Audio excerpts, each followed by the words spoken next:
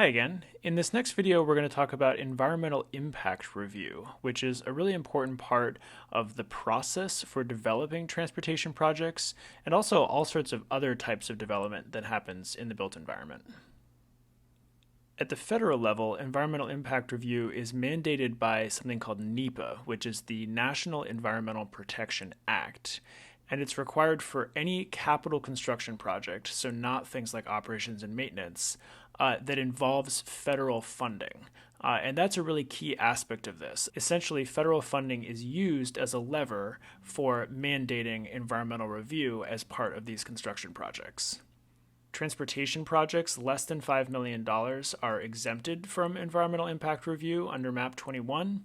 But the vast majority of transportation projects, even things that seem relatively small, like installing sidewalks or bike lanes, those sorts of things, often have price tags that exceed $5 million. And so NEPA review is a really common aspect of transportation construction projects. NEPA review is a really complex process. It's very costly, and one of the major implications of that complexity is that a really effective way of stopping a project, if you're an opponent of a transportation project, is to bring what's called a procedural claim. And that is a claim that the procedure for doing the impact review was not followed correctly. And so NEPA reviews are a huge point of sort of holdup for projects. They're a leverage point for opponents to express opposition to projects and then use litigation as a way of stopping or highly modifying a project. And this can be problematic because it means that opponents who have a lot of resources can really impact a project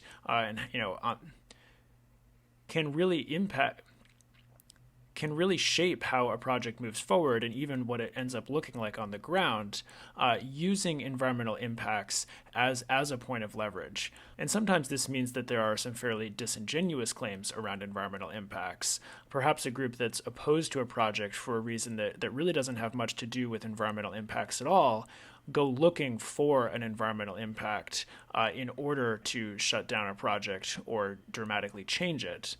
On the other hand, environmental impact review obviously does have an important role in ensuring that there are protections to environments, both at the ecosystem level and also increasingly at the more regional and national and global levels in terms of things like air pollution.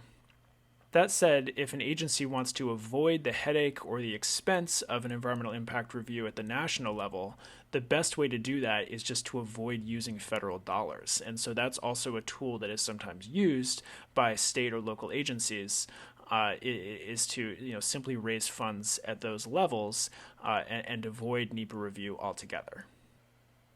So while NEPA, the National Environmental Protection Act, affects development at the national level for projects all over the country, some states additionally have their own environmental protection acts. In California, this is called CEQA, the California Environmental Quality Act. And this act and the review processes similar to NEPA take effect for projects that require discretionary approval by a local or state government within California. So whereas in some states or municipalities, you might be able to get away without an environmental impact review if you're using purely state or local money, in California, you would still be subject to CEQA review if you're using state or local funding.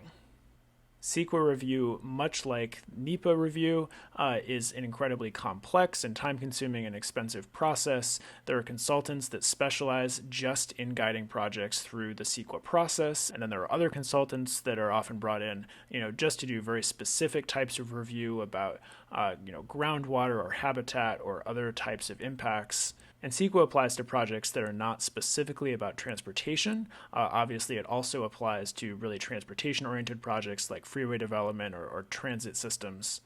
But even for projects that aren't focused specifically on transportation, there are aspects of the CEQA review related to transportation that are very important and that have actually been updated recently. And this demonstrates an interesting progression in the way that we're thinking about environmental impacts with relation to development, both of land uses and transportation systems together.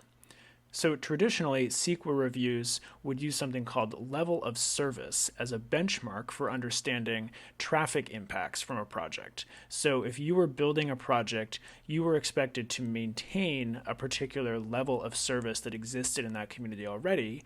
Level of service is essentially a measure of how free-flowing traffic is. And so if your project could be expected to produce additional congestion around the area of the project, then as part of the project, you might need to include some plans and some funding to, for example, increase the size of a roadway to mitigate that congestion. So you can sort of see where I'm going here. Large projects, as a way of mitigating level of service issues, were often, just adding lanes to roads or making intersections larger as a condition of passing their CEQA review. Now, as we've learned earlier in the class, adding more capacity to a road is not in the long term a great way of ameliorating congestion.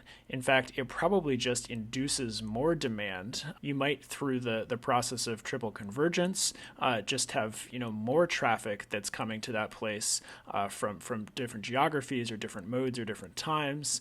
And so level of service was long critiqued as really being the wrong benchmark for assessing the impact that a project would have to its surrounding environments, being a pretty short-sighted benchmark and also being a pretty sort of auto-centric benchmark.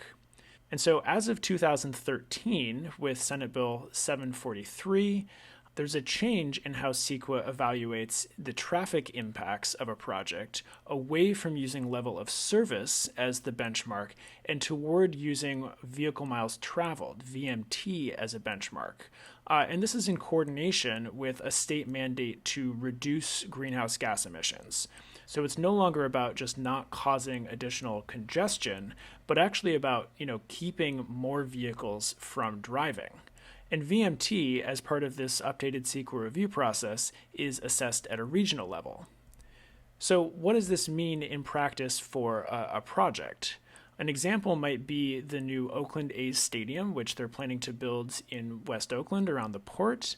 And so, this is a project that is not specifically about transportation. It's not a rail line or a freeway, but nonetheless will have pretty substantial impacts on transportation because it represents a new source of demand, a new location of demand, where tens of thousands of people will be traveling fairly regularly.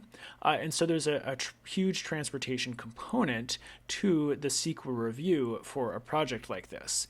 And whereas the old criteria for CEQA would have said you just need to make sure that there isn't additional congestion around this area, and certainly one way of reducing congestion would be to have fewer cars coming, but perhaps another way, and certainly the more common way to address that issue, would just be to expand the roads to try to avoid congestion in the short term.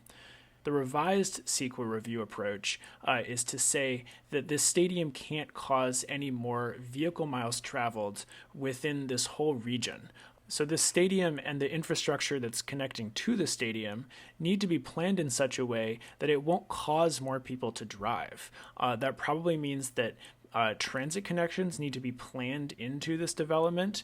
It certainly behooves the developers to think about whether it's in a place that's walkable from, existing population centers. Maybe it's walkable from downtown Oakland.